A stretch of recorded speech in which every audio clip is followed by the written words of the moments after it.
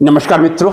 नमस्कार। एक नए पॉडकास्ट के साथ मैं अपने परम मित्र श्री रवि गोयल जी के साथ आपके सामने एक बहुत ही महत्वपूर्ण विषय पर चर्चा लेके गोयल साहब के साथ ये मैं कह दूं हम दोनों ही हाजिर हैं और मैं चाहूंगा गोयल साहब इस पर थोड़ा प्रकाश डालें ताकि ये जो आज की हमारी चर्चा है ज्यादा सार्थक हो सके। नहीं मित्रों, आप शुरू करेंगे? हाँ। आप करना चाहिए? नहीं, मैं आप शुरू। जब से रतन टाटा जी का देहांत हुआ है तब से फिलैंथ्रोपी की बात बहुत सोशल मीडिया पे चर्चा का विषय बनी हुई है और बनना भी चाहिए, क्योंकि रतन टाटा या उनसे पहले टाटा परिवार के जो प्रथम सदस्य से सर जमशेद नौशेरवान टाटा या JRD टाटा या रतन टाटा के फादर नवल टाटा, इन सब ने परोपकार करने में, फिलैंथ्रोपी में जो अपार दान देकर समाज के सामने एक उदाहरण पेश किया है वो प्रशंसा का पात्र है।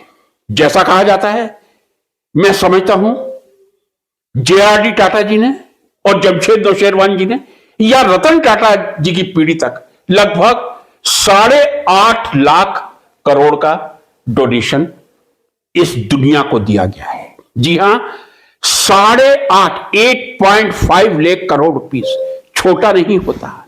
8.5 लाख करोड़ का डोनेशन, जो मैं समझता हूं जो भारत के सबसे वेल्दियस्ट पर्सन है, शायद उनकी प्रॉपर्टी इससे थोड़ी कमी होगी। यह एक दिखाता है समाज के प्रति हमारी रिस्पॉन्सिबिलिटी। क्या हम अपने व्यवसाय में ही लगे हुए हैं या टाटा जैसे 66% दान कर रहे हैं और 33% अपने परिवार के लिए उसका उपयोग कर रहे हैं। जब से यह चर्चा चल रही है, चूंकि मनुष्य ने मानव को चिंतनशील प्राणी बनाया है और यदि हम चिंता नहीं करेंगे तो चलेगा, चिंतन नहीं करेंगे तो फिर हमारे और पशुओं के बीच में कोई अंतर नहीं रह जाएगा। एक विचार हर किसी के मस्तिष्क में उठना चाहिए, मैं समझता हूं गोयल साहब भी, मैं समझता हूं शायद उनके दिमाग में भी एक उथल पुथल होनी चाहिए, मेरे दिमाग में है। क्या भारत एक अमीर देश है? यह बात सही है कि भारत एक अंडर डेवलपिंग कंट्री है, डेवलप्ड कंट्री नहीं है, विकासशील है, विकसित नहीं है अभी। ठीक है, होगा, धीरे धीरे होगा। क्या भारत एक गरीब राष्ट्र है? आज क्यों ना यहीं से चर्चा की शुरुआत की जाए। तो मैं भाई साहब से निवेदन करूंगा कि वो इस बात पर जरा प्रकाश डालें कि भारत को आप गरीब राष्ट्र कहेंगे, अमीर राष्ट्र कहेंगे, किस कैटेगरी में रखना आप पसंद करेंगे? नहीं, निस्संदेह जो आपने कहा बिल्कुल ठीक कहा। भारत एक गरीब राष्ट्र है क्योंकि हमारे यहाँ 140-45 करोड़ की आबादी है और संसाधन उतने नहीं है, तो हम एक गरीब राष्ट्र हैं और इसमें भी कोई शक नहीं है कि हम एक डेवलपिंग कंट्री हैं। हम दिन प्रतिदिन डेवलप कर रहे हैं। बहुत जल्दी उम्मीद करते हैं आने वाले 20, 30, 40 साल के अंदर हम एक डेवलप कंट्री बनेंगे। दुनिया की हर बड़ी कंट्री के साथ बराबरी करेंगे, गरीबी नहीं होगा, हर हाथ काम होगा, वगैरह वगैरह। हम कुछ कह सकते हैं पर वो थोड़ी पॉलिटिकल लाइनें हो जाएंगी, पर निस्संदेह हम एक गरीब कंट्री है। अब मैंने इसीलिए बात का प्रारंभ यहां से किया था, क्या हम वास्तव में गरीब हैं या हमारे देश में जो पूंजी है उसका असंतुलन, इम्बैलेंस बहुत ज्यादा है? क्या देश के 0.1% लोगों के पास पूंजी सिमटी हुई है और बाकी लोग गरीबी से त्रस्त है, या वास्तव में भारत में गरीबी है? मैं बहुत ही नम्रता के साथ गोयल साहब से और आप लोगों से निवेदन करना चाहूंगा, यदि भारत की स्थिति देखी जाए, जितने भारत में पूंजीपति हैं उनका अधिकार है, लोकतंत्र में हर किसी का अधिकार है कि वो जितना कमाए ईमानदारी से टैक्स दे और बाकी पैसे का वो उपभोग करे। यदि आज मुकेश अंबानी जी ने अपने बेटे की शादी पर 5,000 करोड़ खर्च भी किया था तो मुझे इस बात का बिल्कुल दुख नहीं, शायद 5,000 करोड़ ही था, मुझे नहीं पता, बिल्कुल दुख नहीं है, ये उनका अधिकार है। उन्होंने पूरा इनकम टैक्स दिया है, उसके बाद वो अपने परिवार पर खर्चा करते, उनकी व्यक्तिगत खुशी है। लेकिन मित्रों, अब मैं एक दूसरे बिंदु पर आ रहा हूं। वर्ष में लगभग हर महीने में एक ऐसा समाचार मिल जाएगा जब हमारे भारत के जो तीर्थ स्थल हैं, चाहे वो तिरुमाला का तिरुपति जी का पवित्र मंदिर हो, या दूसरा साउथ में कोई परमात्मा का पवित्र मंदिर हो, या मां वैष्णो देवी का मंदिर हो, मैं समझता हूं ऐसे अनेक अवसर आते हैं जब मुझे पर्दे का मौका मिलता है। किसी ने 1.5 किलो, किसी ने 2 किलो गोल्ड दान किया है। हमारे देश की जो परिस्थिति मैं कहूं, यदि हमारे देश के जो मंदिर हैं और मंदिर के ट्रस्ट हैं, उनके पास कितना पैसा होगा, मैं एक अनुमान लगा रहा हूं और अनुमान गलत नहीं होगा, लगभग 1 ट्रिलियन का भंडार हमारे देश के मंदिरों में है। 1 ट्रिलियन इकोनॉमी का मतलब होता है 1 लाख करोड़ डॉलर होना, यदि मैं सही हूं।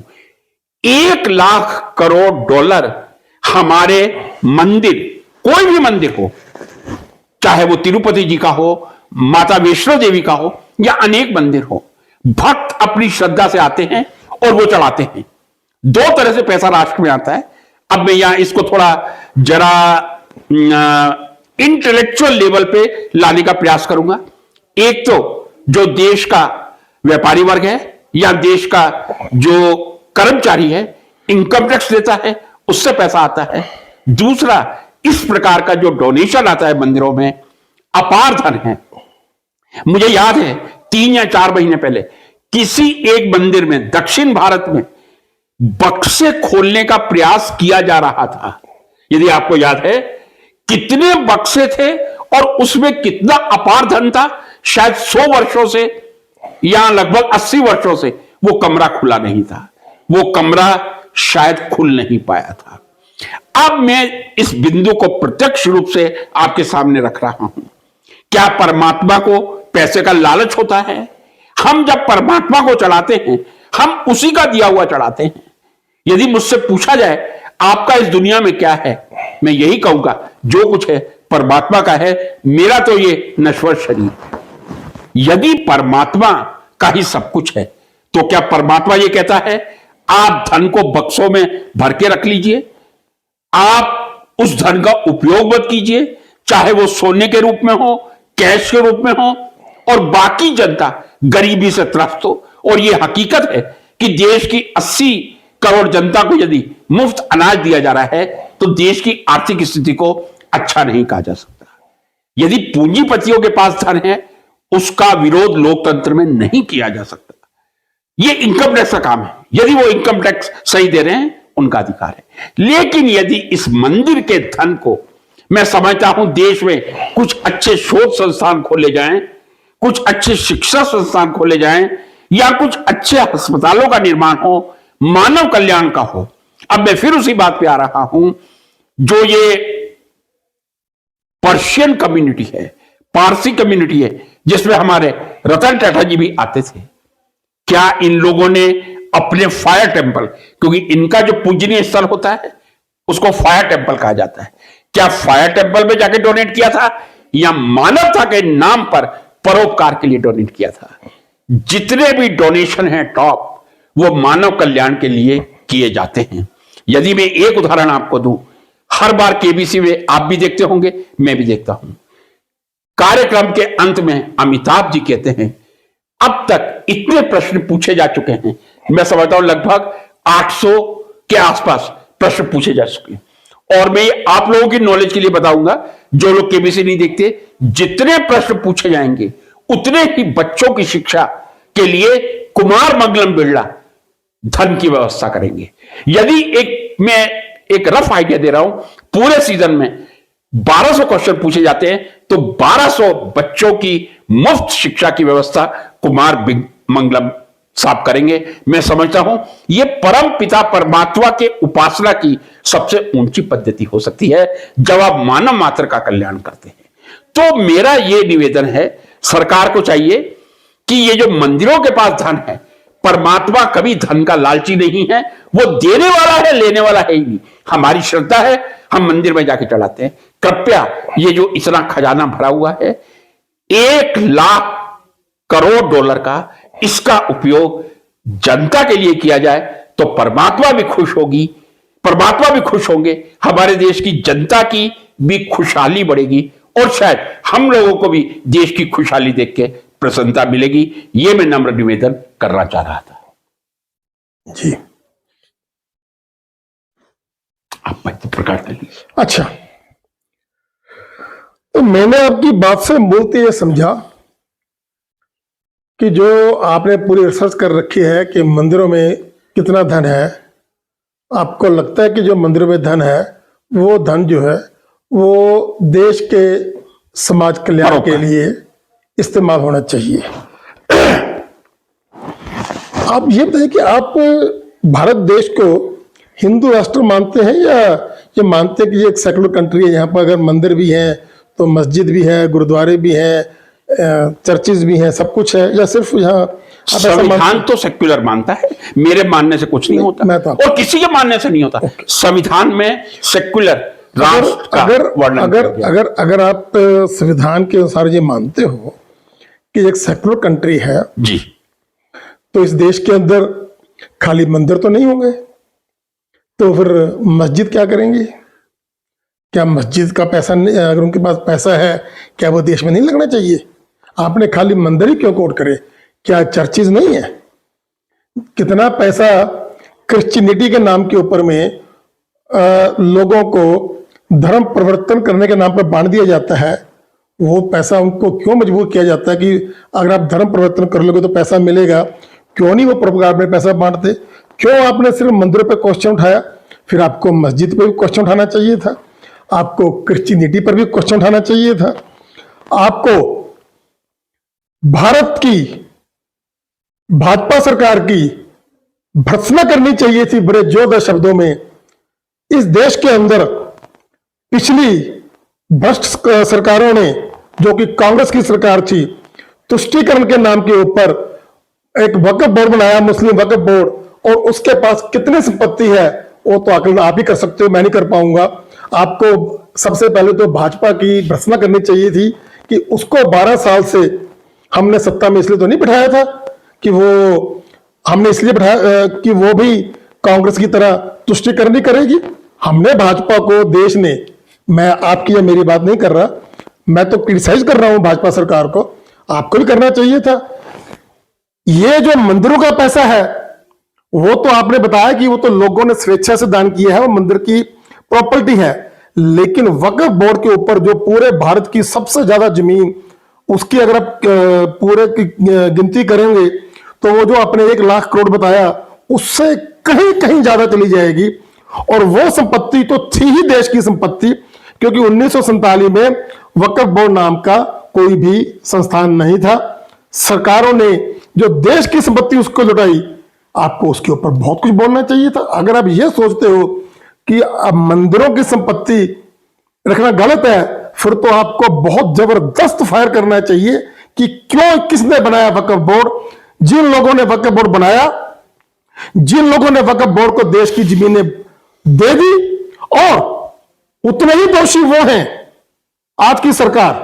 मैं किसी को बख्शूंगा नहीं किसी गलत काम के लिए, मैं वोटर किसी के भी हो सकता हूं, लेकिन गलत गलत रहेगा, सही सही रहेगा। मैं ये बात आप ही के वाक्य से बोल रहा हूं। तो उतनी ही सरकार ये गलत है जिसने 12 साल 11 साल की सरकार हो गई, तीसरी बार सत्ता में आ गई, लेकिन अभी तक वो संपत्ति देश के काम नहीं आ पा रही है। तो इस तरीके से तो बोलने के लिए भाई साहब बहुत कुछ है, बहुत संपत्ति है देश के अंदर। सरकार की भर्त्सना आपको साथ, मैं तो कुछ और कहूंगा जी, मुझे कांग्रेस सरकार से कोई गला नहीं है, क्योंकि कांग्रेस तो थी ही भ्रष्ट सरकार मेरी नजर में। मैं अपनी नजर की बात करूंगा, मैं ये नहीं कहूंगा, वो तो थी ही तुष्टीकरण की सरकार। लेकिन क्योंकि मैं भाजपा का वोटर हूं, मैंने भाजपा को वोट इसलिए दिया था कि भाजपा कांग्रेस के भ्रष्टाचार के ऊपर में कुठाराघात करेगी, वक्फ बोर्ड को दी गई जमीनों को वापस लेकर के उनको देश हित के कार्य में लगाएगी। लेकिन भाजपा ने भी कुछ नहीं किया, इसलिए जिससे हमें उम्मीद होती है हम उसका क्रिटिसाइज करते हैं। जी। मैं भाजपा को क्रिटिसाइज करता हूं और आपके साथ हूं बिल्कुल। अगर हम तरीके से देखें तो आप ये कहें कि पहले तो जिन लोगों को हमारी संपत्ति दे दी गई है धार्मिक धर्म के नाम पर, वो संपत्ति वापस ली जाए, और उसके बाद फिर जिन संस्थानों के पास जो पैसा है अगर वो पैसा देश की सेवा में लगे, बहुत अच्छी बात है, उसमें हम कोई मना नहीं करेंगे। लेकिन वो तो वाक्य दूर का है, आपने असली सच्चाई को तो बात नहीं करी।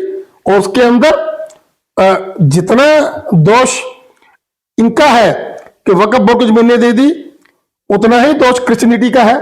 क्रिश्चियनिटी इतना पैसा बांट रही है भारत के अंदर, लेकिन किस लिए बांट रही है? धर्म परिवर्तन के लिए। और अब मैं आपको इसके आगे लेके चलता हूं। जी जी। आपको एक वाक्य बताता हूं। जी आज से लगभग 10 से 15 साल पहले जी। कश्मीर के अंदर बाढ़ आई थी। जी। जाहिर है कि उस बाढ़ के अंदर सिर्फ और सिर्फ हमारे मुस्लिम भाई ही पीड़ित थे, क्योंकि वहां पर हिंदुत्ववादी थी ही नहीं उस वक्त। आपको पता है कि उस बाढ़ के अंदर उनको किसने उनको मतलब कि उनकी सेवा की, उनको दान दिया? एक भी मुस्लिम मस्जिद या मुस्लिम संस्था ने कश्मीर के अंदर 1 रुपया भी नहीं दिया।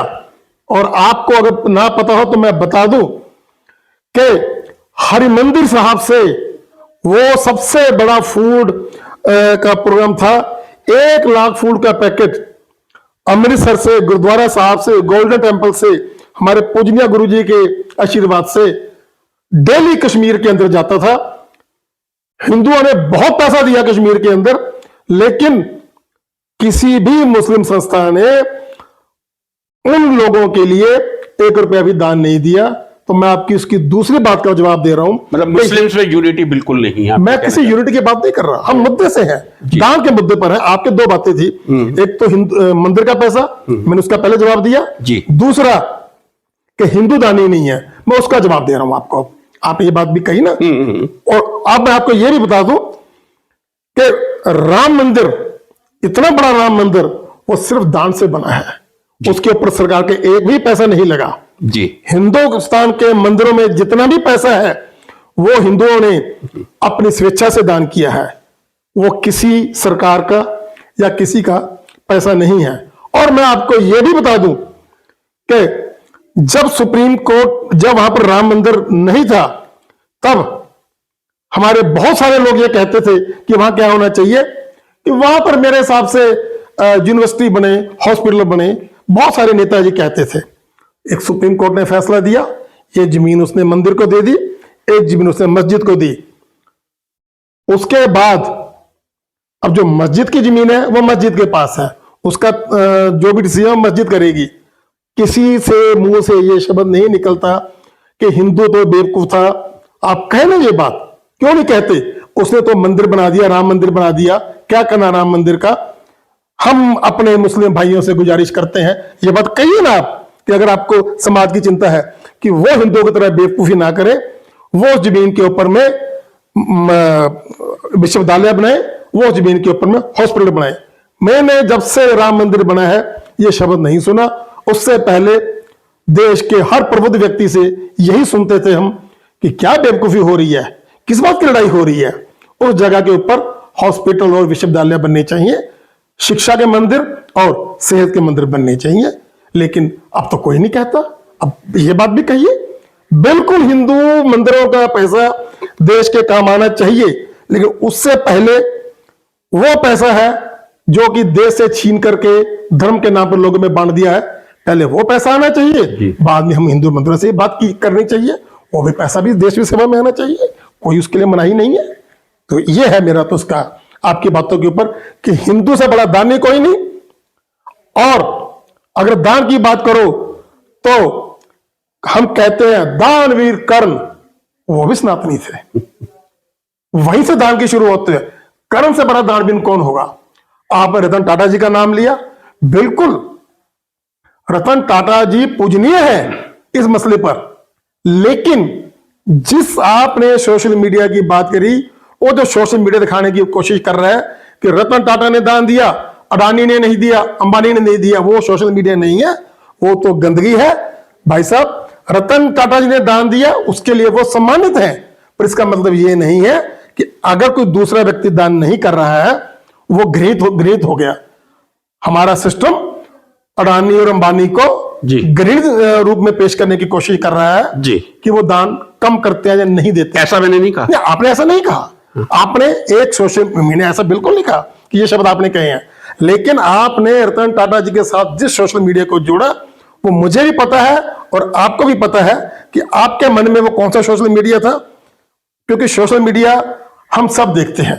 वो मीडिया आपने भी देखा और मैंने भी देखा, और उसी सोशल मीडिया को मैं बुरी तरह से, मतलब उसकी मैं भर्त्सना करता हूं। आप रतन टाटा जी की जय जयकार करें, हम सब करेंगे, हम कर रहे हैं, मैं करता हूं।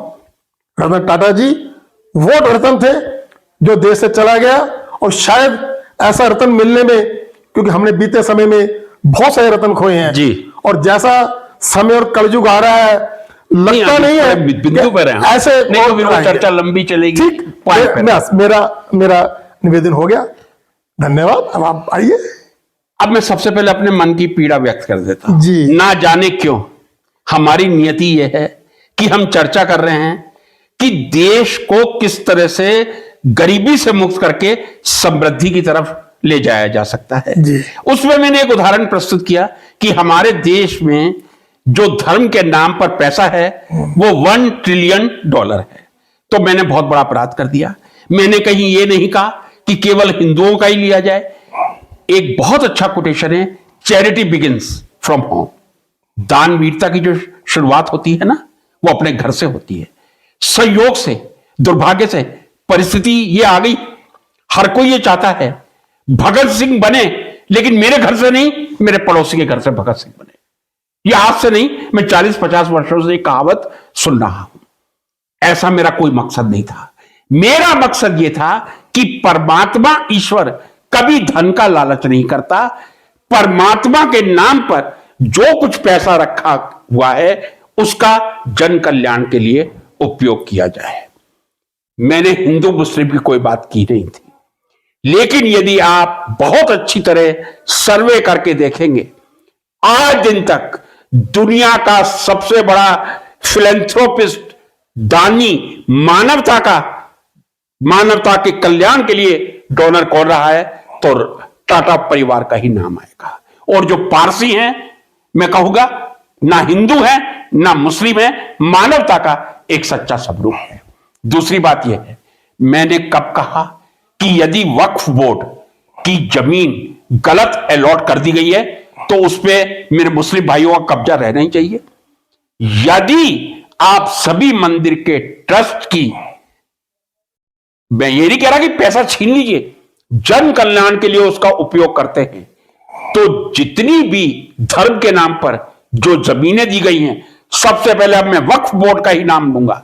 उसके बाद क्या आशाराम जी के पास कितनी जमीन है, कभी किसी ने अनुमान लगाया है? राम रहीम जी के पास कितनी जमीन है, किसी ने अनुमान लगाया है? क्या राम रहीम और आशाराम जी, ये जो दोनों बलात्कारी हैं और समय समय पर पैरोल मिलती रहती है, क्या इनकी भूमि का उपयोग किसी हॉस्पिटल या यूनिवर्सिटी या कॉलेज बनने के लिए होना चाहिए या नहीं होना चाहिए? जब इनकी जमीन ली जाएगी, फिर मैं कहूंगा 140 करोड़ की जनता में 110 करोड़ हिंदू हैं। 110 करोड़ हिंदू हैं, बाकी मैं समझता हूं 25 करोड़ मेरे मुस्लिम भाई होंगे। तो आप यदि आशाराम और राम रहीम जी की जो अनाधिकृत भूमि है उस पर कब्जा करते हैं, तो मैं पूरे दावे के साथ कह रहा हूं, और मैं मोदी सरकार की भर्त्सना कर रहा हूं, जो आप मेरे मुंह से चाहते थे, उन्होंने अभी तक वक्फ बोर्ड की जमीन क्यों नहीं ली। मैं दूसरी भर्त्सना यह करता हूं, जब आशाराम और राम रहीम बलात्कारी ठहराए जा चुके हैं, उनकी जमीन अभी तक क्यों नहीं ली। सबसे पहला बुलडोजर तो राम रहीम और आशाराम पे चलना चाहिए था। इस प्रकार की जो भूमि पर कब्जा करके कोई भी बैठा हुआ है, अनाधिकृत उस जमीन का उपयोग किसी हॉस्पिटल या किसी यूनिवर्सिटी के निर्माण में हो तो वो ज्यादा अच्छा रहेगा। अब मैं आपकी दूसरी बात पे आता हूं। हमारे देश में ईसाइयों की पॉपुलेशन कितने प्रतिशत होगी?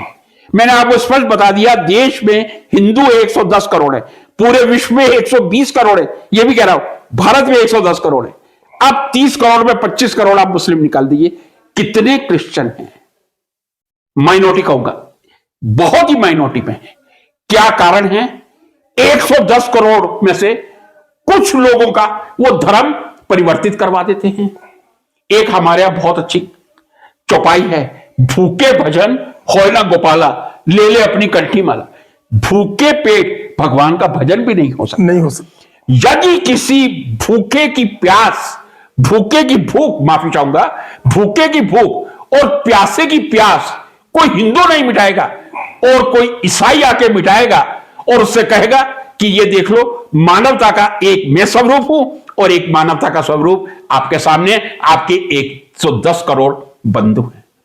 तो क्यों धर्म परिवर्तन होता है? जरा गहराई से विचार करें। आदिवासी इलाकों में ही धर्म का परिवर्तन होता है, जहां शिक्षा अभी भी शून्य है। मैं आपसे कह रहा हूं शून्य है। किसी सरकार ने कभी प्रयास नहीं किया, शायद मोदी सरकार ने भी कितना कार्य किया आदिवासियों के लिए मैं कह नहीं सकता। यदि आपके हिंदू अपने हिंदू भाई अनुसूचित जाति वालों का पेट नहीं भर सकते, उन्हें भूख से तड़पता हुआ छोड़ देंगे, तब जो भी उनके पेट में भोजन डालेगा वही उनका धर्म होगा। और यह स्वाभाविक है, भूखे भजन होय ना गोपाला, ले ले अपनी कंठी माला। यदि कोई शैतान वो भी आकर उनके पेट में भोजन डालेगा तो शायद वो उस शैतान को भी भगवान के स्वरूप में देखेंगे। क्यों? क्योंकि हमारे यहां हिंदुओं में, अभी आपने खुद मुझे कहने की जरूरत नहीं है, गुरुद्वारे का नाम लिया था, वाहे गुरु का नाम लिया था। वहां लंगर लगता है, हर गुरुद्वारे में लंगर लगता है, और वहां नहीं पूछा जाता कि तू किस जाति का है, तू किस जाति का है। मैं नहीं समझता कि कोई पूछता होगा। ऐसे लंगर यदि 110 करोड़ भारतीय इस मंदिर के पैसे से समूचे भारत में लगाएं, और खासकर मेरे जो अनुसूचित भाई हैं वहां जाकर अनुसूचित भाई और बहनों का पेट भरे, उनको इतनी सुविधाएं दें जो एक सामान्य व्यक्ति के लिए जरूरी है, किसी ईसाई की हिम्मत नहीं पड़ेगी और किसी मेरे हिंदू भाई की हिम्मत नहीं पड़ेगी कि हिंदू भाई अपना धर्म परिवर्तित कर ले और ईसाई उनका धर्म परिवर्तित करवा दे। धर्म कहीं आड़े नहीं आता। जिसकी जितनी जरूरत है, मैं समझता हूं आशाराम जी को कितनी 1 एकड़ जमीन, आप आशाराम जी की तो बात छोड़ दीजिए, वो बलात्कारी है, किसी संत को 1 एकड़ जमीन दे दीजिए, एक आश्रम बनवा दीजिए। इसके अलावा 1 एकड़ से ज्यादा जमीन किसी संत के पास नहीं होनी चाहिए। हां, यह प्रश्न उठता है, कई बार संगम होते हैं, राधा स्वामी वालों का भी होता है, निरंकारियों का भी होता है, वो कहां बैठेंगे? गवर्नमेंट को इस सारी जमीन का अधिग्रहण करके 1000, 2000, 3000 की क्षमता वाले शहर से बाहर ऐसे ऑडिटोरियम बनवाने चाहिए जहां किसी भी संप्रदाय, चाहे वो क्रिश्चियनिटी हो, चाहे वो निरंकारी हो, चाहे वो राधा स्वामी हो, या चाहे वो और दूसरे संप्रदाय के हो, सब आकर बैठे। हिंदू, मुस्लिम, सिख, ईसाई एक साथ बैठकर सत्संग करें, पाठ करें। एक साथ ना भी बैठे, आप राधा स्वामी वाले हैं, उस कॉम्प्लेक्स का, मल्टीप्लेक्स का उपयोग करें, दूसरे बंधु उपयोग करें। बहुत कम खर्चे में यह मल्टीप्लेक्स बनके हर धर्म की इबादत हो सकती है। लेकिन जो अपार धन बक्सों में बंद है, मैं किसी एक संप्रदाय के लिए नहीं कह रहा हूं, मुझे नहीं मालूम कि मस्जिद में कितना पैसा छुपा हुआ है, क्योंकि ये गूगल पे कहीं मुझे मिलता नहीं है। यदि मंदिर में भी है, मंदिर में भी जब आप स्वतः मंदिरों से लेंगे, मुस्लिम भाई भी मंदिरों में से पैसा निकाल के देंगे यदि उनके पास होगा। और वक्फ बोर्ड की मैंने आपसे कह दिया, कोई भी संप्रदाय हो 1 एकड़ जमीन और एक 4 कमरों का आश्रम होना चाहिए। बाकी रहने के लिए एक आप बहुत बड़ी धर्मशाला भी उस मल्टीप्लेक्स के पास बनवा दें, जहां 1000, 2000, 3000 करोड़, 1000, 2000, 3000 लोग एक साथ रह सके। तो मैंने यहां हिंदू मुस्लिम की बात तो नहीं की थी, मैंने तो यह कहा था कि परमात्मा कभी धन की मांग नहीं करता। वो कभी नहीं कहता मेरे बक्से पर खबरदार जो आपने ताला खोला, वो तो कहता है मेरा ही दिया हुआ है। और वास्तव में परमात्मा का दिया हुआ है, अल्लाह का दिया हुआ है, ईसा मसीह का दिया हुआ है, वाहे गुरु का दिया हुआ है। वाहे गुरु वालों ने इस बात को समझ लिया कि जो कुछ है वाहे गुरु का है, इसीलिए गुरुद्वारों में लंगर चलते हैं। और शायद हमारी हिंदू जाति अभी तक भूखे आदिवासियों की भूख के प्रति यदि चिंता करती तो आज आपको यह कहने का मौका ना मिलता कि ईसाई धर्म परिवर्तित करवा रहे हैं। बिल्कुल करवा रहे हैं, मैं भी जानता हूं, लेकिन जब उनको 2 समय का भोजन और 2 कपड़े नहीं मिलेंगे तो वो फिर किसी भी धर्म को अंगीकार करेगा। मैं समझता हूं आप कुछ कहना चाहें। यही मेरी ज्यादा मैं नहीं कहना चाहता जी। फिर भी आपने कुछ बातें आसाराम या राम जी, जी का नाम जी, लेकर जी, के करी, वो अपराधी हैं, उनके ऊपर मुझे कोई कमेंट नहीं करना। आपने एक बहुत ही अच्छी बात कही कि मुस्लिम इबादत गाहों की संपत्ति का ब्यौरा नहीं मिलता है। यही तो मूल पॉइंट है भाई साहब। हिंदू मंदिरों की संपत्ति का ब्यौरा इसलिए मिलता है कि हिंदू मंदिरों के अंदर पूर्णतः पारदर्शिता है, एक भी पैसे का मिसयूज नहीं है जी। पूरा का पूरा पैसा ट्रस्ट के पास सेफ्टी में रहता है और उसका जो भी उपयोग होता है वो अच्छे कार्यों के लिए ही होता है। इस बात को आप कैसे समझते हो या किस परिप्रेक्ष्य में लेते हो वो आपका खुद का आकलन है, लेकिन इस बात को खुद आप ही ने साबित कर दिया कि हिंदू मंदिरों का पैसा पूर्णतः पारदर्शी है, बाकी धर्मों का पैसा पूरी तरह से मस्जिदों का मैंने कहा एक ही बात है। मस्जिद का मुस्लिम का जो धर्म का पैसा वो पूर्णतः जो है वो गुप्त रखा गया है। इसका मतलब वो चीज पारदर्शी नहीं है, और जो चीज पारदर्शी नहीं होती है वो गलत मानी जाती है, जो पारदर्शी होती है वही सही मानी जाती है। ये मुझे कहने की आवश्यकता नहीं पड़ी और ना ही मुझे इसके बारे में जानकारी थी जी। मैं ये कह दूं, मुझे आज आपसे ये पता लगा कि हिंदुओं का पैसा पूर्णतः, मंदिरों का पैसा पूर्णतः ट्रस्टों के पास सेफ है, पारदर्शी रूप में मौजूद है, और उस पैसे का जो भी इस्तेमाल होता है वो अच्छे कार्यों के लिए होता है। और मुस्लिम धर्म का जो पैसा है वो पूर्णतः गुप्त रूप में है। और जो नहीं कहा, आपने भी कहा, मैंने कहा गूगल पे कोई एक ही बात है, एक ही बात है या नहीं, मैं नहीं प्राप्त कर सकता। जब किसी को उसका ब्यौरा नहीं मिलता मेरे को गुप्त है। मैं कोई सुंदर पिचाई का भाई साहब बोस नहीं हूं जो मैं गूगल में भाई साहब वो आपने जो कहा जी वही मैं कह रहा हूं जी। मैं उस बात को आगे बढ़ा रहा हूं। उसका आपको रिकॉर्ड कहीं मिलेगा भी नहीं, क्योंकि वो पैसा पूर्णतः संशय के अंदर रहता है। वो पैसा किन कार्यों के लिए यूज होता है वो कभी बताएंगे नहीं आपको जी। यही सबसे बड़ा फर्क है हिंदू समुदाय और दूसरे समुदाय में। इस बात को दूसरे नहीं, फिर आप मुस्लिम समुदाय में ये सिख संप्रदाय को आप बदनाम मत कीजिए। किसको? सिख संप्रदाय को। देखो ऐसा है, मैं कहता हूं आपको जी, सिख संप्रदाय को आप इस तरीके से ना लें। सिख संप्रदाय तो हिंदू संप्रदाय और सिख संप्रदाय और जैन संप्रदाय जी, ये तीनों एक दूसरे के ही हिंदू से ही निकले हुए हैं, एक दूसरे के ही हैं जी। आप ये कह सकते हैं कि क्रिश्चियन समुदाय और मुस्लिम समुदाय ये अलग धर्म है पूर्णतः जी। ये इस चीज को हम धार्मिक रूप में समझते हैं। अब आपने जो बात करी कि ये आदिवासियों को हिंदू नहीं देते, जो आप कहना चाहते हो, जो क्रिश्चियनिटी इनको पैसा दे रही है भारत के अंदर, वो पैसा भारत का नहीं है, वो एक इंटरनेशनल षड्यंत्र है कि किस तरीके से क्रिश्चियनिटी को बढ़ाया जाए। उस षड्यंत्र के तहत वो टारगेट करते हैं देश के भारत देश के गरीबों को, उनको पैसे के मोह जाल में फंसा करके उनका धर्म परिवर्तित कराते हैं। खुद कह रहा हूं भूखे होते हैं, तो समझे नहीं, वो जो भी होते हैं, मैं आपको जो बता रहा हूं वही बता रहा हूं। उसको आप धर्म ना कहें, वो क्रिश्चियनिटी नहीं है, वो एक इंटरनेशनल षड्यंत्र है क्रिश्चियनिटी को बढ़ाने का। उसको आप किसी धर्म के साथ ना मिलाएं, वो कोई धर्म नहीं हुआ। धर्म होता है, वो तो पूरा का पूरी एक कॉन्स्पिरेसी है, एक षड्यंत्र है जी। वो पैसा का पूरा इंटरनेशनल सिस्टम से आता है कि इस पैसे से आप धर्म परिवर्तित करो। वो पैसे को आप कल्याण ना कहें कि वो गरीब है उसका कल्याण कर दिया, वो आप गलत प्लान कर रहे हैं। वो किसी के कल्याण के लिए ही नहीं है, उसका केवल एक मकसद है, पैसा लो धर्म परिवर्तित करो, पैसा लो धर्म परिवर्तित करो, बस केवल एक ही उनका उद्देश्य है।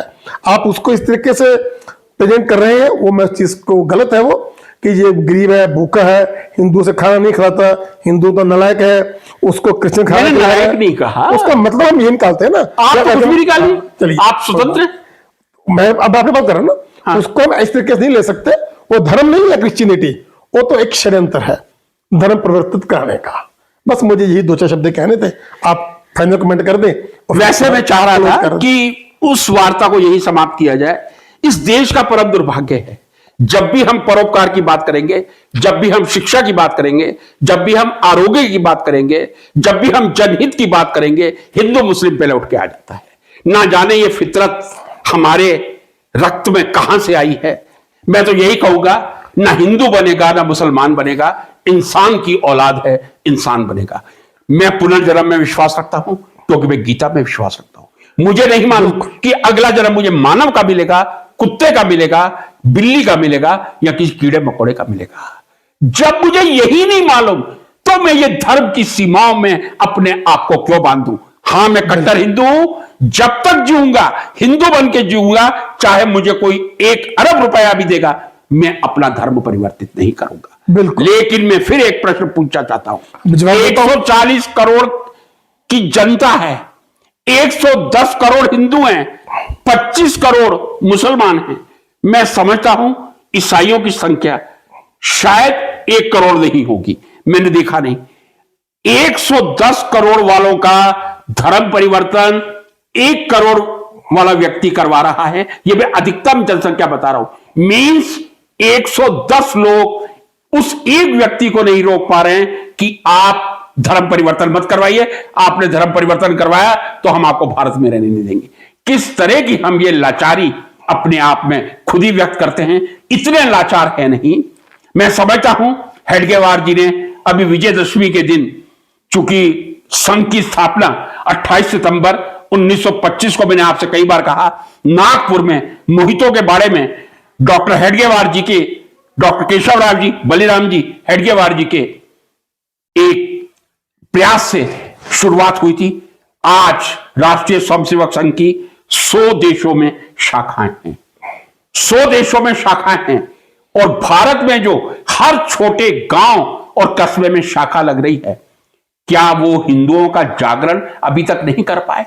क्या 110 करोड़ हिंदुओं को जागृत करना राष्ट्रीय स्वयंसेवक संघ का कर्तव्य नहीं बनता कि यदि कहीं धर्म परिवर्तित हो जाए, आप अपना शीश कटवा दीजिए, लेकिन उस व्यक्ति को धर्म परिवर्तित मत करने दीजिए। मित्रों, हम अपने व्यवसाय में इतने बिजी हैं, हम अपने व्यापार में इतने बिजी हैं, फिर वही बात आ गई, रतन टाटा जी वाली हो, या जमशेद नौशेरवान जी वाली हो, या रतन टाटा के पिता नवल टाटा वाली हो।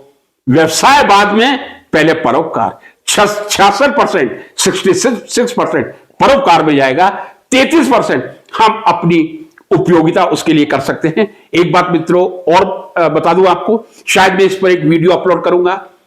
पूरे विश्व में माफी चाहूंगा, पारसी समुदाय, पूरे विश्व में पारसी समुदाय की जनसंख्या 1 से 2 लाख के बीच में है, और भारतवर्ष में पारसी समुदाय की जनसंख्या 60,000 से कम है।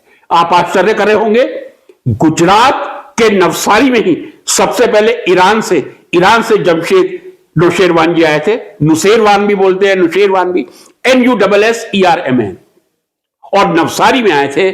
और मैं समझता हूं आज तक उनकी जनसंख्या 60,000 भी नहीं पहुंची। जब हम सबकी जनसंख्या बढ़ रही है, उनकी जनसंख्या और कम हो रही है। तो जब से रतन टाटा जी को मैं कुछ अध्ययन करने का प्रयास कर रहा हूं, मुझे ऐसा लगता है कि मैं बहुत ही एक छोटा व्यक्ति हूं सोच में, जो कभी दान करने की सोचता ही नहीं। 60,000 की आबादी वाला विश्व का सबसे बड़ा परिवार, आप गूगल में देख लीजिए, पुस्तकों में जाके देख लीजिए, सबसे बड़ा दानवीर जिसने अभी तक 8.5 लाख करोड़ का दान किया है, वो टाटा परिवार ही है। कम से कम मुस्लिम ईसाइयों से तो पता नहीं क्यों हमारे मन में नफरत भरी हुई है। ईसाइयों से नहीं, मुस्लिमों से, पारसी भाइयों से हम सीख लें और कुछ दान करें। मैंने नहीं कहा, मैंने ये आपको नहीं कह रहा। हम लोग, मैं आशा करता हूं कि हम आज के इस फिलैंथ्रोपी में, जो एक परिचर्चा की पॉडकास्ट था, उसके महत्व को समझते हुए हम थोड़ा सा चैरिटी की तरफ आगे बढ़ेंगे। और फिर मैं कहूंगा चैरिटी बिगिंस फ्रॉम होम।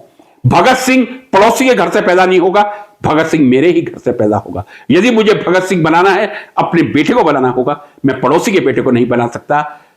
और फिर मैं कहूंगा धर्म वही है जो मानवता को माने, पैसे का संग्रह अपरिग्रह। जैन समुदाय में तो खुलेआम कहा ही गया है, महावीर स्वामी जी ने कहा अपरिग्रह। और यदि हम परिग्रह करके मानवता को भूखा रखेंगे तो शायद ये हमारे ना राम की उपासना होगी, ना कृष्ण की होगी, ना माता शेरों वाली की होगी, या अन्य हमारे देवी देवताओं की होगी।